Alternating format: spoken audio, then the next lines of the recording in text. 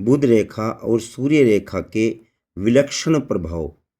किसी भी जातक के हाथ में हस्त रेखाओं में यदि बुध रेखा और सूर्य की रेखा प्रबल है तो ऐसा जातक प्रतिभावान होता है।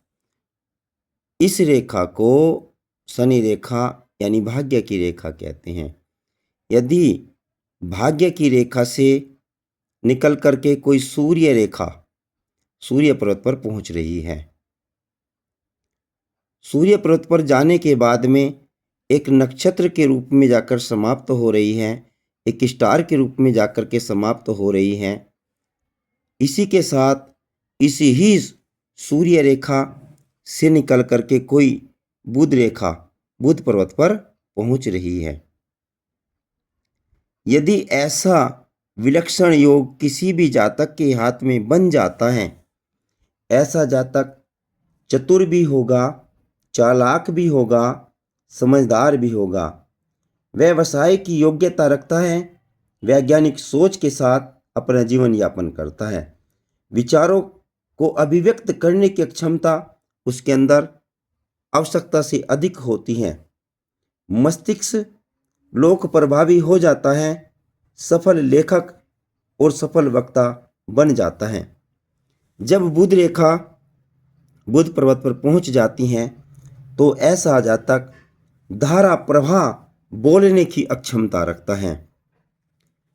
ऐसा जातक जिस जातक के हाथ में बुध रेखा बुध पर्वत पर पहुंच जाती हैं, ऐसा जातक व्यवसाय इस प्रकार से इस ढंग से करता है कि वह उसमें हर प्रकार से सफलता प्राप्त करता है। अपना जीवन व्यापार से, अपना जीवन प्रशासनिक सेवा में दे करके अपना जीवन सफल बना लेता है। जब सूर्य रेखा सूर्य पर्वत पर पहुंच रही हो, भाग्य रेखा से निकल रही हो, तो ऐसा जातक प्रशासनिक सेवा में आकर के प्रशासनिक कार्य करता है और जीवन यापन करता है, नाम कमाता है, प्रसिद्धि कमाता है, सरकारी विभाग में रह करके अपना जीवन सफलता से सरलता से यापन कर लेते हैं।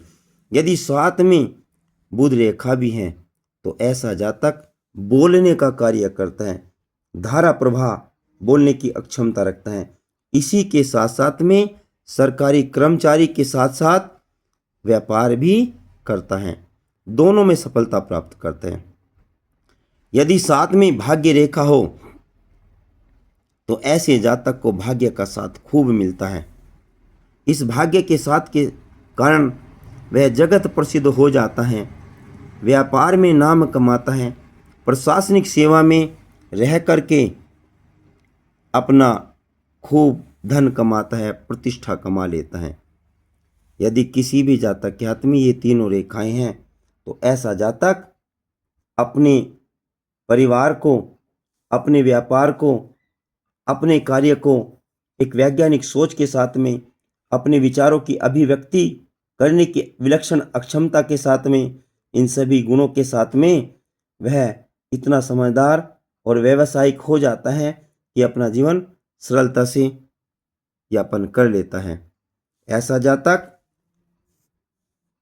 जो उस चरम सीमा तक पहुंच जाता है, व्यापार की उस चरम सीमा तक पहुंच जाता है जो उसके परिवार में किसी ने नहीं किया, ऐसा जातक आदर्शवादी भी हो जाया करता है। तीनों रेखा व्यापार की हो, प्रशासनिक सेवा की हो और भाग्य के चमकने की इस विलक्षण अक्षमता को कहते हैं। बुध और सूर्य का रेखा का विलक्षण प्रभाव इसी रेखा से देखा गया है।